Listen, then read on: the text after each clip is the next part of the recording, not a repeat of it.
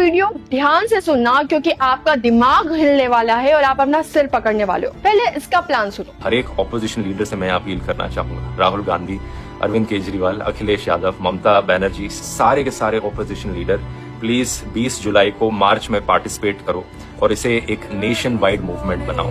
आपको याद है जब पंजाब में स्टूडेंट प्रोटेस्ट हो रहा था और जब आप गवर्नमेंट ने उन पर लाठियां चलवाई थी, तब भी इसने इस तरह पॉलिटिशियंस को इकट्ठा करने की अपील नहीं की। इवन जब केरला में प्रोटेस्ट हो रहा था और स्टूडेंट्स पर वाटर कैनन चलाई जा रही थी, तब भी इसने इस तरह पॉलिटिशियंस को इकट्ठा करने की अपील कभी नहीं की। लेकिन जैसे ही बीजेपी के खिलाफ प्रोटेस्ट होने लगा तो ये सारे अपोजिशन लीडर्स को इकट्ठा करने की अपील करने लगा। और अपोजिशन लीडर्स किस मुंह से आ रहे हैं? जब 2011 में रामलीला मैदान में रामदेव बाबा ब्लैक मनी के अगेंस्ट प्रोटेस्ट कर रहे थे, तब कांग्रेस गवर्नमेंट ने रात में सो रहे लोगों को उठा कर पीटा था और यही लोग रामदेव बाबा को अरेस्ट आधी रात में अरेस्ट करने पहुंच गए थे। और यही वो अपोजिशन पार्टी है जिसने बीजेपी के खिलाफ इंडी गठबंधन बनाया, जो फ्लॉप हुआ। और उसी से इनको समझ में आ गया कि हमारे गुर्दे में इतना दम नहीं है कि हम सब मिलकर भी इसको हरा पाए। तो इन्होंने नेपाल में हुआ स्टूडेंट प्रोटेस्ट देखा और फिर वहाँ की गवर्नमेंट को पलटते हुए भी देखा और यही से इनका प्लान भी बना। याद है आपको, राहुल गांधी बार बार बोल रहे थे कि यूथ को आगे आना होगा, नेपाल जैसा कुछ करना होगा। एक्चुअल में वो कुछ ऐसा ही करने का हिंट दे रहे थे। खैर, इसके बाद इन्होंने यूथ के नाम पर कॉकरोच जनता पार्टी बनाई। अब धर्मेंद्र प्रधान ही वो व्यक्ति हैं जिन्होंने बच्चों की किताबों में जहां मुगलों के लेसन्स पढ़ाए जाते थे, अकबर जहांगीर को महान बताया जाता था, उसमें धर्मेंद्र प्रधान ने महाराणा प्रताप और छत्रपति शिवाजी महाराज और चाणक्य जैसे महान लोगों के नाम जुड़वाए। यानी बच्चे इनकी बदौलत हमारे महान राजाओं के बारे में पढ़ सकते हैं। ये बात कांग्रेस को कभी पचती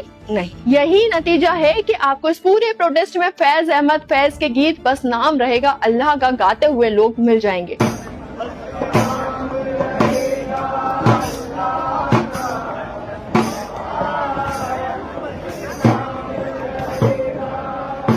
जो गीत पाकिस्तान के प्रोटेस्ट में इस्तेमाल होते आए हैं, और क्या जरूरत है ऐसे गीत गाने की? मतलब देश की आजादी के समय गाए जाने वाले वंदे मातरम और सरफरोशी की तमन्ना जैसे गीत नहीं गाए जा सकते थे? क्या यूथ इन गीतों से कनेक्ट नहीं होता? लेकिन नहीं, पाकिस्तान की ओर झुकाव बढ़ाना था। और क्यों कश्मीर को भारत से अलग बताने वाले लोगों को इस प्रोटेस्ट में बोलने की परमिशन दी जा रही है? उमर खालिद को ये लोग सपोर्ट कर रहे हैं और राहुल गांधी जो हर वक्त खुद को युवाओं से कनेक्ट बताते हैं, वो इस प्रोटेस्ट में आए ही नहीं अब तक, क्योंकि उनका ये प्लान सबको पता चल जाता और सबके सामने आ जाता। और राहुल गांधी को देखकर तो वैसे भी लोग सपोर्ट नहीं करते। और जब सोनम वांगचुक को उठाकर ले जाया जा रहा था ना, तब सबसे ज्यादा दीपके रोए, क्योंकि उनका ये प्लान था कि वो मर जाए ताकि जनता की सारी सिंपैथी अचानक इन लोगों को मिल जाए। लेकिन कोर्ट के ऑर्डर ने सब कुछ बदल दिया। जब कोर्ट ने सरकार को ऑर्डर दिया कि सोनम वांगचुक को कुछ नहीं होना चाहिए, और फिर यहीं से इन लोगों का प्लान बदल गया। और यही नहीं भाई, इनका तो ये भी प्लान था कि 20 जुलाई को ये लोग विकलांग लोगों को सबसे आगे रखेंगे और फिर महिलाओं को आगे रखेंगे, ताकि जब पुलिस रोके और अगर लाठीचार्ज की स्थिति बने तो ये बता सके कि सरकार कितनी निर्दयी है। महिलाओं पर, दिव्यांगों पर जल्दी से लाठी नहीं चला सकता है, इसलिए अभिजीत भाई ने बोला है कि हम पहले आगे महिलाओं को रखेंगे और साथ में दिव्यांग भी जुड़ेंगे उसमें। अब चलाइए लाठी कहां से? कुछ भी कहो बॉस, प्लान बहुत स्ट्रॉन्ग था, लेकिन ये नेपाल नहीं, इंडिया। और भी बहुत कुछ है बताने को, लेकिन एक रील में कवर नहीं हो सकता। तो कमेंट करिए ताकि मैं अगली रील बना पाऊँ।